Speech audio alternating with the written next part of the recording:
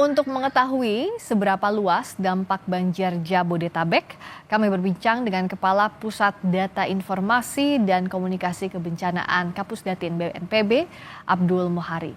Selamat petang, Pak Abdul Mohari. Selamat petang, Mbak Friska. Kalau tadi sejak pagi kami menginformasikan soal banjir di area Jabodetabek. Kalau data dari BNPB, sebenarnya wilayah mana saja yang terdampak dan mana saja yang banjirnya juga paling parah, Pak? Ya, dari laporan pemerintah daerah yang disampaikan ke kami, jadi kebetulan tadi pagi kita sudah melakukan rapat koordinasi penanganan bencana banjir di Jabodetabek. Hampir seluruh kepala daerah dan Kalasa BPBD hadir.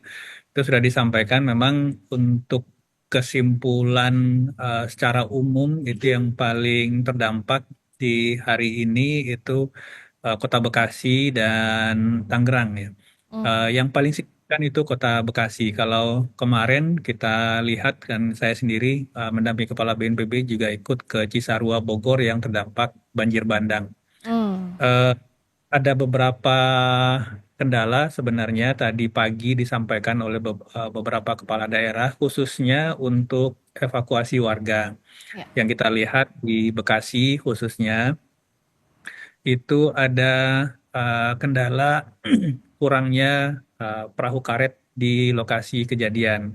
Adapun perahu karet ada beberapa yang tidak memiliki mesin sehingga tidak bisa menjangkau daerah dengan ketinggian muka air lebih dari 2 meter. Hmm. Karena kalau karetnya tidak bermesin, maka ini akan didorong oleh personil di lapangan. Oh, Tentu oke. saja ada keterbatasan personil di lapangan tidak bisa masuk mendorong perahu ini di atas ketinggian muka air 2 meter. Nah, ini daerah-daerah dengan ketinggian muka air lebih dari 2 meter ini yang baru bisa dievakuasi dari siang hingga sore ini ketika kami sudah menambah atau menambah lagi jumlah alat perangkat berupa perahu karet bermesin yang didukung oleh personil TNI Polri dan Angkatan Udara, Hmm. Marinir, Angkatan Darat, dan juga Polri dan Basarnas. Tentu saja dari BNPB sendiri kita menambah jumlah perahu karet dengan mesin Hmm. supaya kita menjangkau daerah-daerah dengan ketinggian muka air lebih dari 3 meter tadi.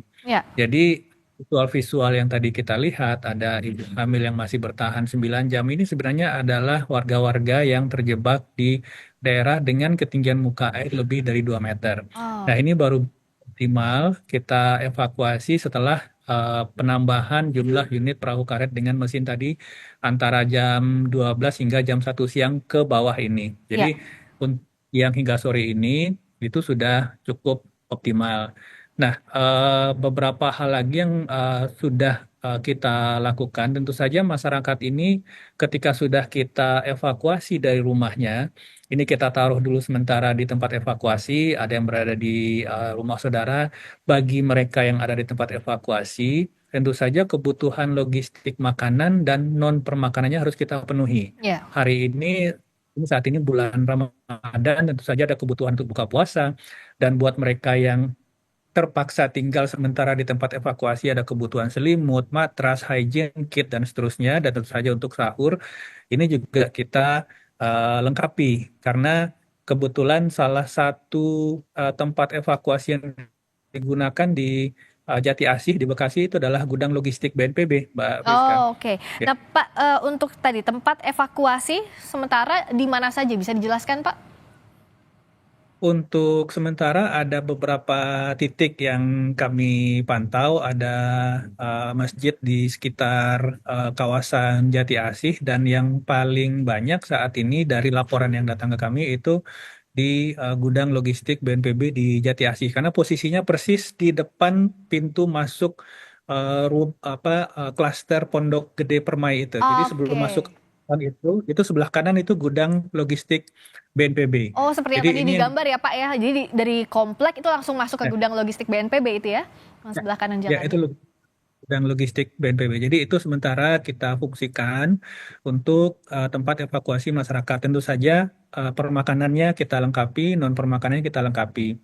Nah, Hmm. yang ketiga yang paling penting sebenarnya untuk menurunkan debit air ini tentu saja intensitas pemicu bencananya harus kita turunkan, yaitu curah hujan. Tadi disampaikan Kepala BMKG bahwa sampai 2-3 hari ke depan itu masih akan turun hujan dengan intensitas cukup tinggi sehingga mulai hari ini siang tadi kita sudah operasi modifikasi cuaca, Ya. Mbak Priska. Jadi Oke. kita mulai untuk menurunkan intensitas hujan di kawasan puncak. Jadi target utama kita daerah kota Bogor, Puncak, dan sekitarnya supaya debit Katulampa bisa turun. Alhamdulillah tadi laporan dari lapangan di Katulampa dan sekitarnya itu tidak turun hujan dan debit mulai turun ke level siaga 3 itu masih Hmm. masih masih statusnya masih alert sebenarnya, tapi kita harapkan kalau nanti malam juga tidak turun hujan, kita harapkan itu bisa lebih turun lagi karena OMC ini kita lakukan sampai nanti jam 12 malam, Mbak Priska. Jadi Oh. 3 sorti. Hmm. Jadi siang itu, kemudian sore ini sedang naik 1 sorti lagi, dan kemudian mulai lagi nanti jam 8 hingga jam 10 malam. Hmm. Jadi kita harapkan optimalisasi penurunan intensitas curah hujan di hulu ini, debit air yang turun ke wilayah hilir, baik itu Tangerang, Ciliwung di Jakarta Kota, maupun di kawasan Kali Bekasi, itu bisa turun. Nah, Ya. kalau ini bisa turun, secara otomatis tentu genangan bisa berkurang, Mbak Priska. Nah, kalau kita lihat kan BMKG tadi bilang bahwa ini cuaca ekstrim bisa terjadi sampai 11 Maret.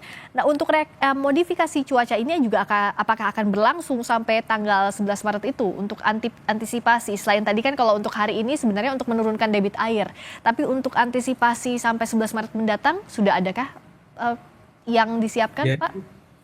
eh, Planning kita untuk tahap awal ini mulai dari tanggal 4 hari ini hingga tanggal 8. Karena Oke. prediksi BMKG maksimalnya itu mungkin di tanggal 5 sampai tanggal 6, bisa menerus ke tanggal 7. Kemudian nanti akan terjadi eskalasi lagi di dasarian kedua. Dasarian kedua ini tanggal 11 hingga tanggal 20. Hmm. Nah, ini pada dasarian kedua bulan Maret ini nanti juga kita akan melakukan operasi modifikasi cuaca. Jadi untuk tahap 1 yang untuk antisipasi dan pengendalian kedaruratan di saat ini itu akan kita lakukan hingga tanggal 8.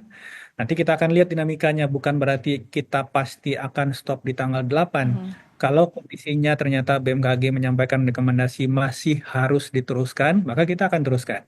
Yang Hmm. penting untuk target ini adalah penurunan debit air dari hulu karena ini dominannya banjir kali ini kan bukan banjir ini kan dominan banjir kiriman ya. Ya.